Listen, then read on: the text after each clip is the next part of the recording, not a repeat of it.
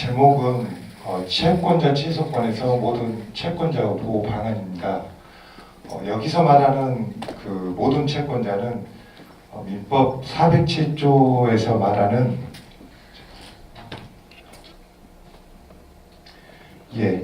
여기 407조 상에 나타난 이 모든 채권자를 말합니다.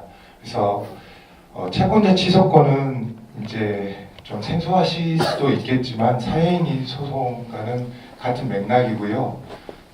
채무에 시달리는 채무자가 그 재산을 면탈하기 위해서 다른 제3자에게 이전했을 경우에 그것을 다시 원상회복해서 채권자들이 공동으로 나눠 갖는 형태가 그 채권자 취소권입니다. 그런데 그렇게 원상회복된 재산은 모든 채권자에게 공평하게 가야 되는데 일반 채권자에게 가는 경우가 있습니다. 그래서 모든 채권자가 공평하게 채권자 평등주의 원칙에 의해서 받을 수 있는 그 방안을 모색하는 것이 논문의 제목입니다. 다음 연구 목적은 아까 말씀드린 대로 민법 406조와 7조에서 추구하고 있는 그 채권자 평등주의 원칙으로 갈 수 있는 그 방안이 무엇인가입니다. 연구는 크게 네 가지인데요. 이쪽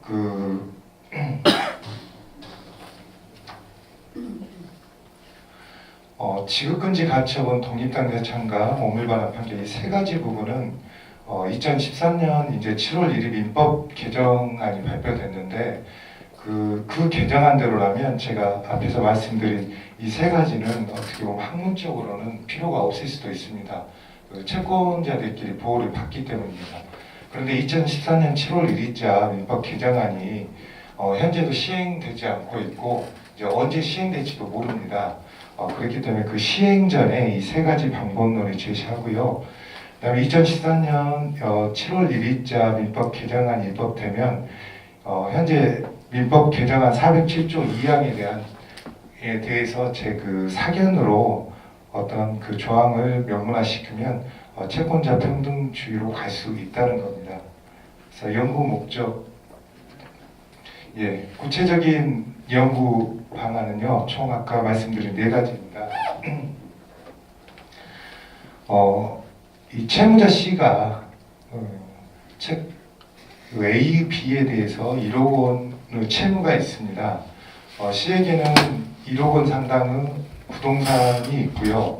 원칙적으로 한다면 이 C는 이 1억 원의 집을 1억 원을 해당하는 부동산을 매매를 해서 A에게 5천만 원, B에게 5천만 원 나눠 갖는 것이 일반적입니다.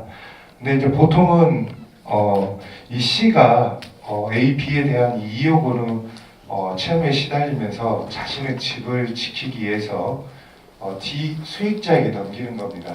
그래서 사행위 소송은 D에게 이 넘긴 부동산을 또는 다른 동산을 C에게 원상회복시켜서 다시 이 A, B가 강제경매를 통해서 가져가는 형태입니다.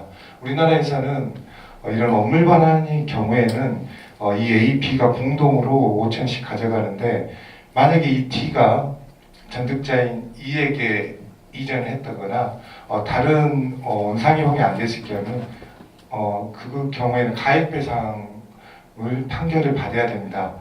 그렇게 되면 A 같은 경우는 D를 상대로 1억 원은 가액배상 소송을 청구하고요. 또 B도 D를 상대로 1억 원의 소송을 제기합니다. 그렇게 되면 이 T로서는 원칙적으로는 5천씩 이렇게 나눠주는 게 맞습니다. 근데 저희 대법원 판례는 이 수익자 D가 A에게 1억 원을 전액 반환하면 B에게는 1억 원을 지급하지 않아도 된다는 것이 대법원의 입장입니다. 그렇게 되면 민법 407조가 추구하는 채권자 평등주의에 전면으로 반하지 않냐, 이제 이걸 방지하자는 겁니다. 그래서 이제 이 부분에 있어서 지급금지 가처분은 이 B를 보호하기 위한 겁니다. A와 B가 공동 채권자인데 A가 1억 원을 전부 다 배당하게 되면 B에게는 굉장한 손해가 나죠.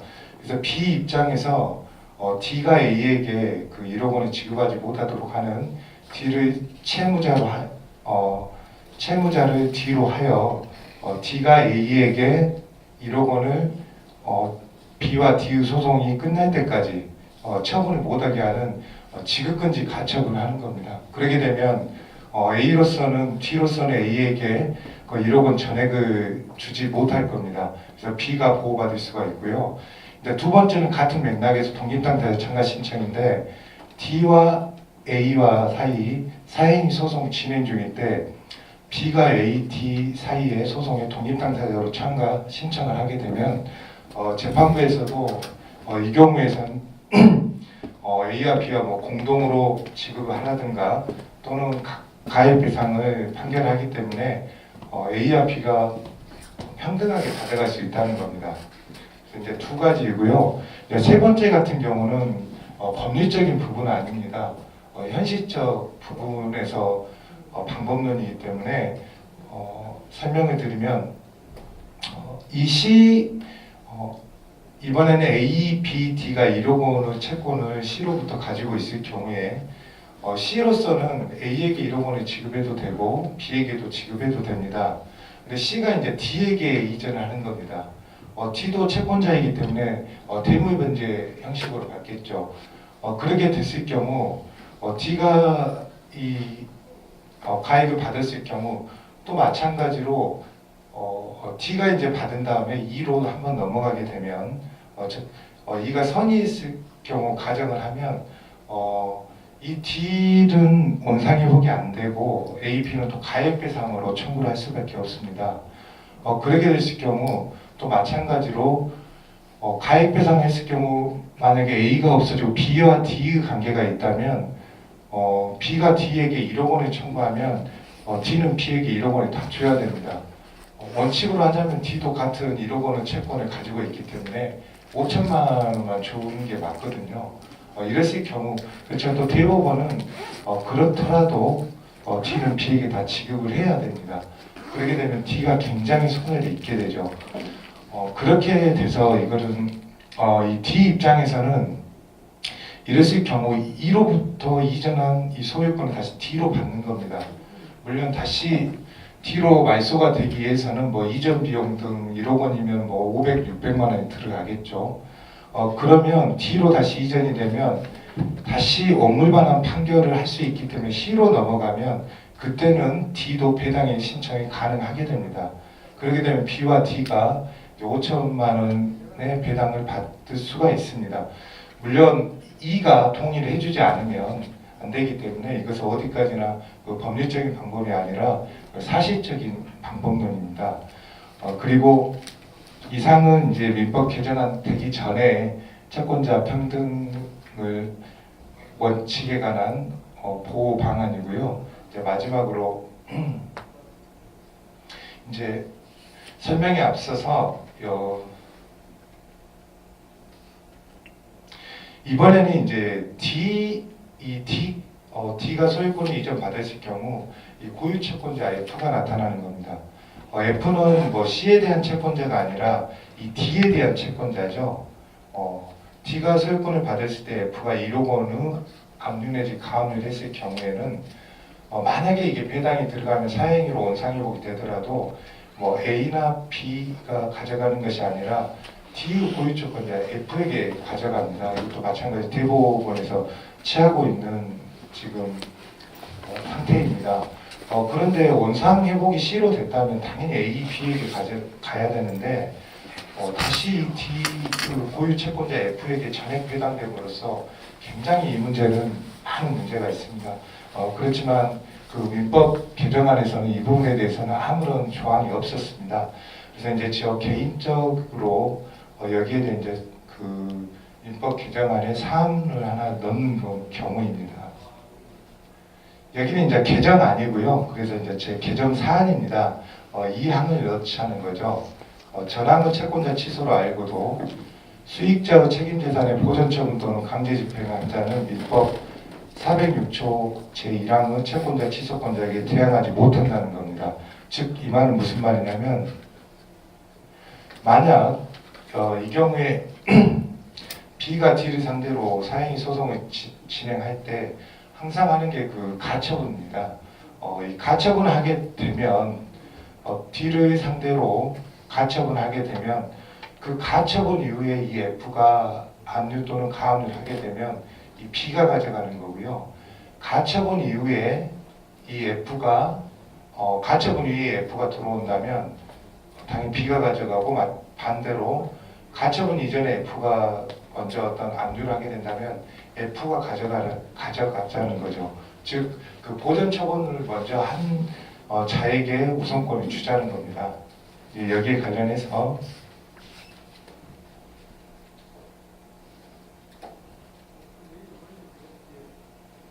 이제 간단하게 이제 보전 처분 우선은 이제 제가 그 만든 그 설이고요. 그래서 이제 그 전에 이제 우리나라 같은 경우는 취소 채권자가 우선하고 있습니다. 상대적 강제소를 죄송합니다. 우리나라 같은 경우는 상대적 협력 강제소를 인정하고 있어서 고유 채권자, 아까 F가 보호되고 있고요. 마찬가지로 독일 같은 경우는 취소권자, 채권자, B가 우선하고 있습니다. 그리고 일본 같은 경우는 마찬가지로 고유 채권자를 보호하고 있습니다. 이렇게 이제 다른 나라 같은 경우는 취소 채권자냐 어떤 고유 채권자를 보호하고 있는데 이제 보전 처분 우선에 근거한다면 그 가처분 기준으로 하자는 겁니다. 이제 보전 처분 우선의 근거는요, 의의는 이제 가처분 기준으로 하자는 것이고 법적 근거는 이제 민법 제110조 사기강박에 관한 의사표시 관련입니다. 110조 경우도 선의의 제3자에게는 대항하지 못하기 때문에 406조 경우도 마찬가지고요. 그래서 그 선의의 기준을 가처분 기준으로 보자는 겁니다. 보전처분 우선설의 장점은 이제 407조 채권자 평등주의를 취하고 있는 거에 부합하고요. 406조 1항 단서에도 부합합니다. 그리고 집행법적인 문제에도 부합하는 게 뭐냐면 만약에 지금 현재 판례가 취하고 있는 대로 한다면 D 소유에서 C로 넘어갔는데 이 집에 대한 명의는 C로 되어 있습니다. 근데 거기에 대한 배당은 이 D에 대한 채권자 F가 가져간다는 거죠. 이건 집행법적으로 어떻게 설명할 수 없는 부분입니다. 그렇기 때문에 이 부분에 대해서도 상당히 문제가 되는 것을 방지할 수가 있습니다. 그리고 형성 판결과 이행 판결 기준점이 되고요. 또 제2의 사행위를 막을 수 있고 독일이 통설을 취하고 있는 물권설과 판례를 취하고 있는 채권설보다도 강단 명료합니다. 그리고 강제집행 절차에서도 신속 정확한 게 뭐냐면 아까 같은 문제점 때문에 그 법원에서 굉장한 판단함에 있어 어려움이 있습니다. 그래서 이상으로 해서 이상으로 해서 네 가지 보호방을 통해서 채권자 평등주의 원칙을 가자는 것이 제 논문의 요약이었습니다. 이상으로 발표를 마치도록 하겠습니다. 안녕하세요. 조선이공대학교의 윤성호입니다. 정종 박사님의 학위 취득, 학위 연득 축하드리고요. 이사장님이나 다른 분들 안 계시니까 학위 얘기는 할 필요가 좀 거시기하네요. 바로 토론 들어가겠습니다. 채권자 취소권은 일탈된 책임재산을 원상으로 회복시켜 모든 채권자의 공동책임인 책임재산을 보전하기 위한 제도로 활용되고 있는데요. 근데 이 채권자 취소권은 제3자에게 미치는 영향이 크기 때문에 우리 그림상으로 보더라도 이 소송 절차가 상당히 복잡합니다. 통상적인 소송의 경우에 있어서는 피고가 그림상으로 채무자가 피고가 되는데 채권자 취소권은 채무자가 피고가 되는 것이 아니라 수익자 내지 전득자가 피고가 되는 것이기 때문에 피고가 되는 복잡한 소송 구조를 가지고 있다고 할 수 있습니다. 따라서 제3자에게 미치는 영향이 크기 때문에 이 채권자 취소권은 반드시 재판상 행사토록 하고 있는데요. 우리 민법 기존에는 개정 시한 다뤄주고 있는데요. 현행 우리 민법은 406조와 407조에 두 개의 조문만 두고 이 복잡한 소송 구조를 해결하고 있습니다. 물론 조문 두 개로 해결할 수 없기 때문에 판례와 학설이 많이 다투고 있는 부분이라고 할 수 있고요. 근데 정 박사님의 논문도 이러한 판례와 학설을 충실하게 다루고 있어서 참 충실한 좋은 논문인 것 같습니다. 다만 좀 아쉽다라고 할 수 있는 것은 좀 바쁘셨던 것도 같은데요. 그 오탈자나 그리고 대상 판결 등이 논문 속에서 나오는데 대상 판결이 구체적으로 어떤 것인지라고 하는 것들이 좀 없고요. 저는 지적하는 게 아니라 그냥 코멘트하는 겁니다. 그리고 여기서 좀 같이 함께 좀 다뤄줬으면 하는 것이 406조 취소 채권자와 407조의 모든 채권자와의 관계, 그리고 저 그림상에서도 나타났다시피 취소 채권자와 수익자의 고유 채권자 사이의 우열 관계, 그리고 정 박사님은 그 보호 규정으로 보전 처분 우선이라고 했는데 반대적으로 수익자의 고유 채권자가 취소 채권자보다 우선하는 것이 채권자 취소권 제도의 그 가치에 반하는 것인지 그런 부분도 좀 같이 좀 다뤄줬으면 좋겠고요. 또한 수익자의 고유 채권자에게도 406조 제1항 반서가 적용되는지 이러한 부분에 대해서도 같이 다뤄주면 보다 더 좋은 논문 학회에 실을 수 있을 것 같습니다. 수고하셨습니다.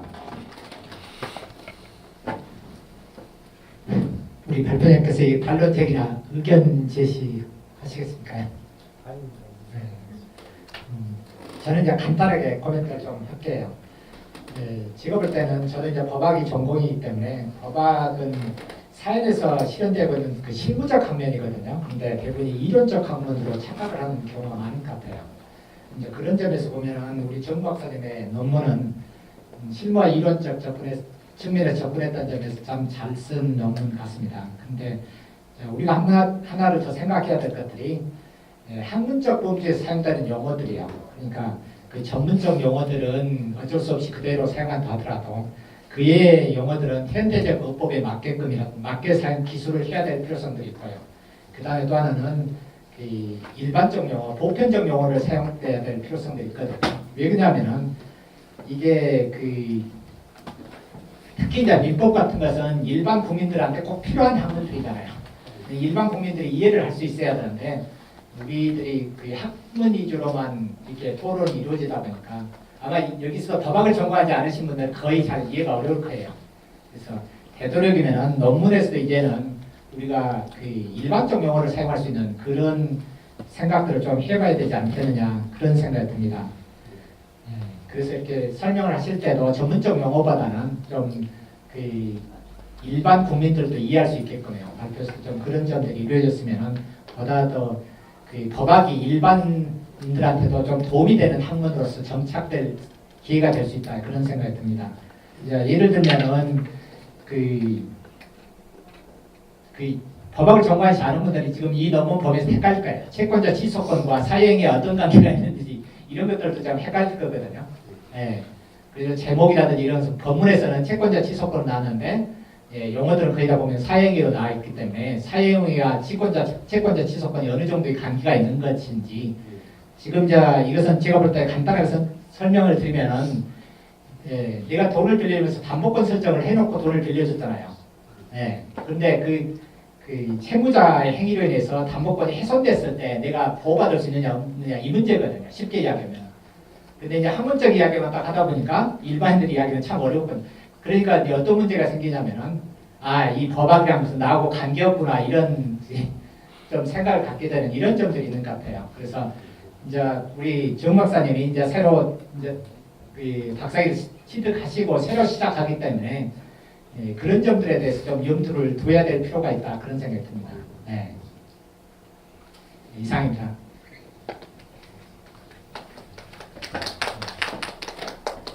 플로에서 혹시라도 질문 있고 질문하실 분요? 없으면 발표자 다른 또 말씀하실 있으면 딱 그 마지막으로 한마디 해주시고요. 이제 이게 아까 교수님께서 말씀해주신 대로 정말 좀 쉽게 이렇게 할 수 있는 방법이 있는데 그 논문량이 거의 200페이지가 넘어가는데 이걸 제 욕심으로 그래서 고민을 많이 했었습니다. 그중 한 그림 중에 한 챕터만 이번에 발표를 할까. 근데 네 가지를 전부 다 이렇게 하려다 보니까 굉장히 저도 좀 쫓기게 됐고 조금 부족했던 것 같습니다. 이제 교수님 말씀처럼 다음에는 이렇게 좀 편히 알 수 있게 이렇게 하도록 하겠습니다. 감사합니다. 예.